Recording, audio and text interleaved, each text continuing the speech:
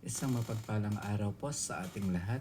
Ngayon ay December 3, 2025, araw ng Miyerkules. Basahin po natin ang ating mabuting balita ayon kay San Mateo, chapter 15, verse 29 hanggang 37. Papuri sa iyo, Panginoon.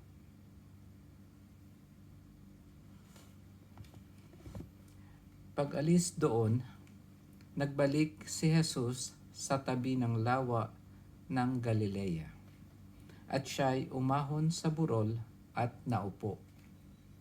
Nagdatingan ang napakaraming tao na may dalang mga pilay, bulag, pingkaw, pipi at marami pang iba.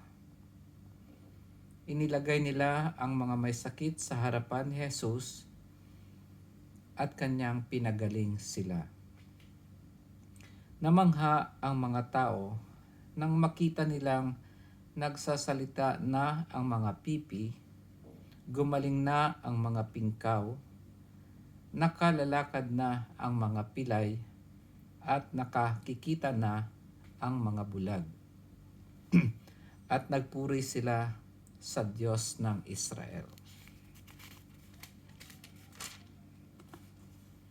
Tinawag ni Jesus ang kanyang mga alagad at sinabi, "Nahahabag ako sa mga taong ito, sapagkat 3 araw na ngayong kasama ko sila at wala na silang makain.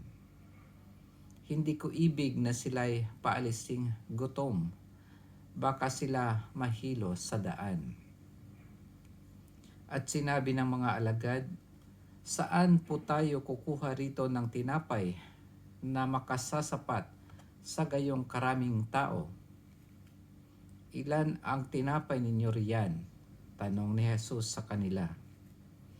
"7 po," sagot nila, "at ilang maliliit na isda." Ang mga tao'y pinaupo ni Jesus sa lupa. Kinuha niya ang 7 tinapay at mga isda at nagpasalamat sa Diyos. Pagkatapos, pinagpira-pirason niya ang mga iyon at ibinigay sa mga alagad para ipamahagi sa mga tao. Kumain ang lahat at nabusog. At nang tipunin nila ang tinapay na lumabis, nakapuno sila ng 7 bakol na malalaki. Ito ang mabuting balita ng ating Panginoon. Pinupuri ka namin, Panginoong Hesukristo. So alam na po natin yung karugtong niyan. Maliban dun sa naipon nila, ay sinabi kong ilang tao ang nakakain, kung ilang mga lalaki ang nakakain, kasi hindi nila sinasama sa bilang yung mga babae. Ang ating pong mabuting balita sa ngayon ay unang-una tungkol sa pagpapagaling ng ating Panginoong Jesus sa mga taong may mga sakit. At yung pangalawa ay ang pagpapakain ng ating Panginoon sa mga tao na kasama niya doon sa masasabi nating burol o kaya sa bundok, sa burol o kaya sa bundok, kasi sa English mountain. So bago ko po ibigay yung pinaka-mensahe, yung spiritual na mensahe para sa atin sa araw na ito. Ang unang kwento dito ay ang pagpapagaling ng ating Panginoon sa mga may sakit. Normally, kapag nagpapagaling ang ating Panginoon, maalala natin yung pagpapagaling niya doon sa paralitiko na tao. At dahil paralitiko, kailangan may mga taong magdala sa kanya, sa Panginoon. At sabi ng Panginoon sa paralitiko na take heart, my son, your sins are forgiven.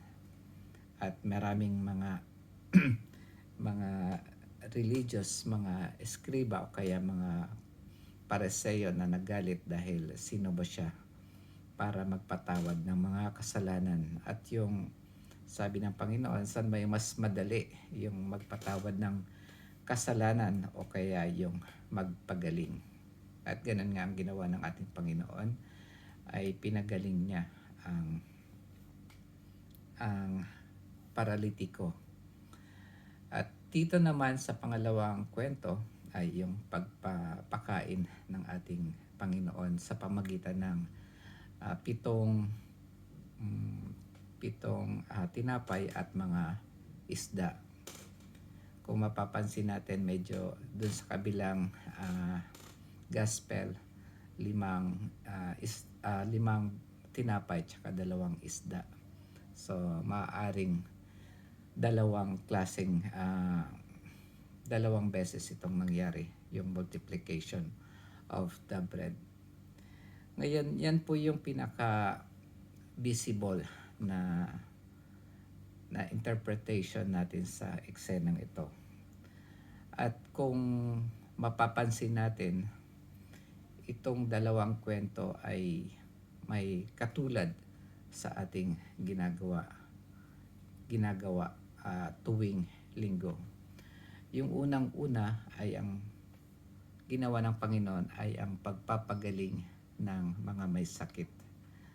Iyon ay physical na pagpapagaling.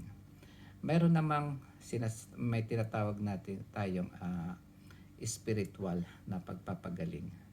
At mapapagaling lamang tayo dito sa ating spiritual na sakit kapag tayo ay humihingi ng kapatawaran sa ating mga kasalanan. Kasi ang ating kaluluwa ay kumbaga ay nasugatan o kaya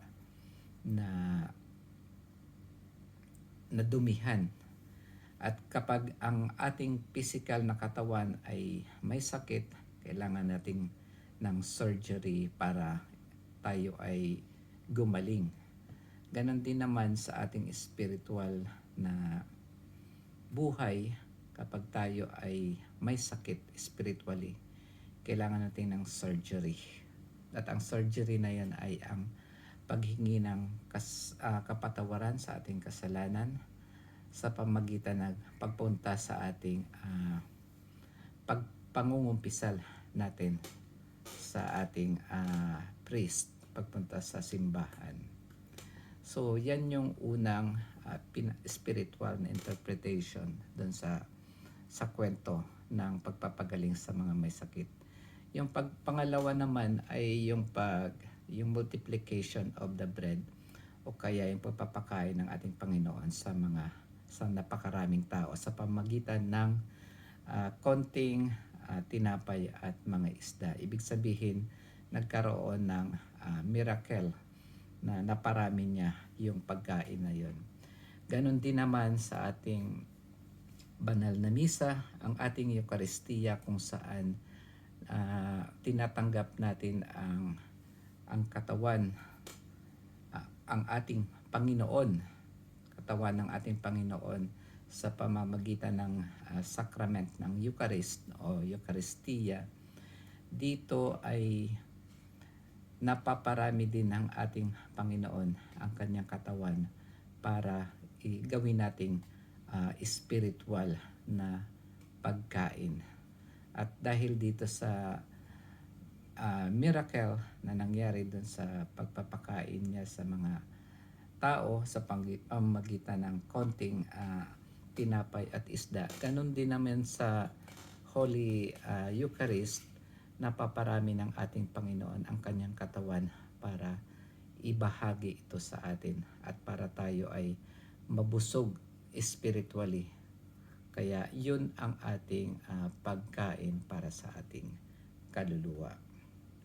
Yun lamang po mga kapatid, nawa ay mapagnilayan nyo pa ng mabuti yung ibinahagi ko at sana meron kayong napulot.